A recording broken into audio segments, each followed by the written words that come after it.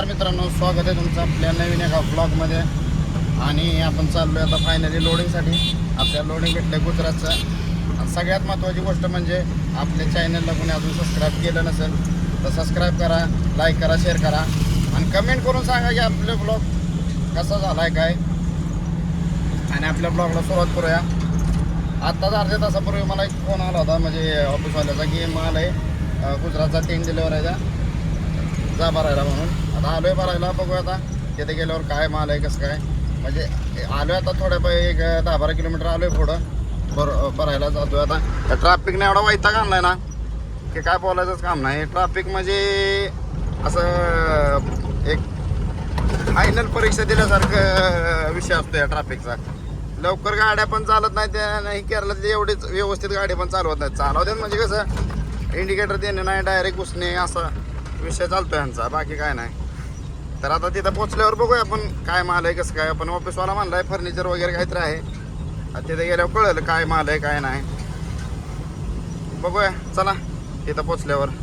तर मित्रांनो फायनली आपण पोचलो आहे आपण इथं कंपनीच्या गेटवर. इथं कंपनी आता ह्याच्यात काय काय भरायचं आहे काय माहीत. आता बघूया आता कसं काय.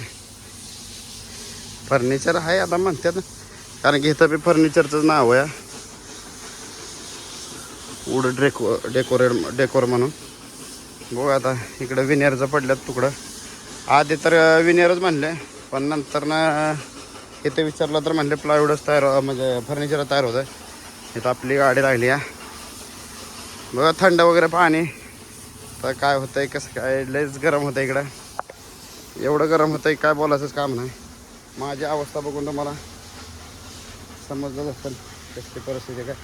तिथं गाड्यांचं पण काम केलं जातं वाटतं काहीतरी. गाड्यांचं म्हणजे कलर वगैरे काहीतरी करतात आमचं वाटतं काहीतरी. ठीक आहे इकडं चाललं आहे गाड्यांचं हो वर्किंग काम. इकडं वॉशिंग सेंटर आहे. इथं मध्येच कंपनी आहे. वॉशिंग सेंटर म्हणजे थोडक्यात पूर्ण क्लीनच टायर वगैरे काढूनच चाललं आहे त्यांचं काम करायचं. बघा जरा थंड पाणी कुठं भेटते का काय कारण की जास्त गरम होतं आहे.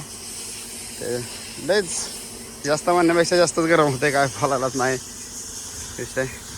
बघा आता किती वाजता येतात काय गाडी लोडिंग किती वाजता करतात काय कसा विषय कसा माल भरायचा काय. आता बघितल्याशिवाय बी अंदाज येणार नाही.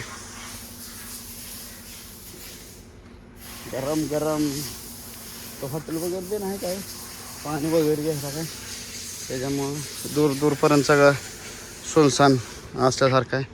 मेन रोड नाही आतमध्ये आलो आहे पण बघूया आता किती वाजता भरून सुटते गाडी. माझा तर अंदाजा नसवर संध्याकाळपर्यंत सुटेल गाडी कारण की बंदच आहे अजून कंपनी. माणसं वगैरे काय आलं नाहीत भरायला गाडी. आम्हाला वगैरे काय आलं नाहीत भरायला. बघू चला गाडीकडे जाऊया गाडीतच बसूया कारण की इथं पाणी वगैरे प्यायला काहीच नाही. हॉटेलच नाही गार पाण्याचा तर विषय लिहिला आमचा. बघू आता यात चुकलं माझं येताना पाणी घेऊन यायला पाहिजे होतं. बघूया गाडी लोडिंग करताना. आत्ता वाजत 6:45 आणि आत्ताशा आलेत. गाडी खोलून ठेवली आहे आणि त्या तिथं माल आहे आपला. तो हा माल आहे. बघू आता वजन किती येत आहे काय कसं काय भरायचं तर आहेच. आणि हाताची हालत बघा कशी झाली आहे. गाडी कशी दिसते आहे.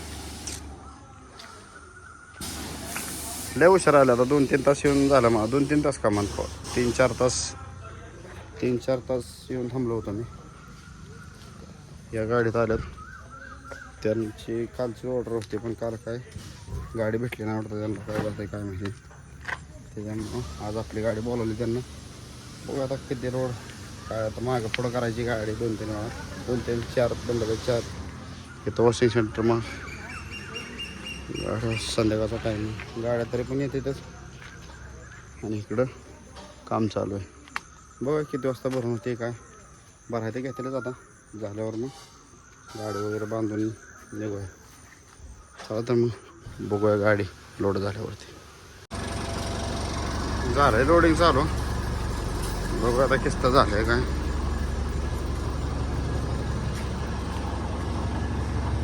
झाले 3 पेटा टाकून झाले त्या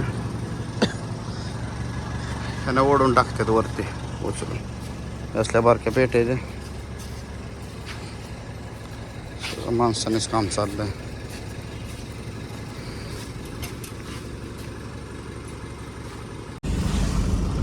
तर आता वाजल्यात संध्याकाळी 10 वाजले झाल्यात. 5 मिनटं कमी आहे, पण 10 वाजले थोडक्यात.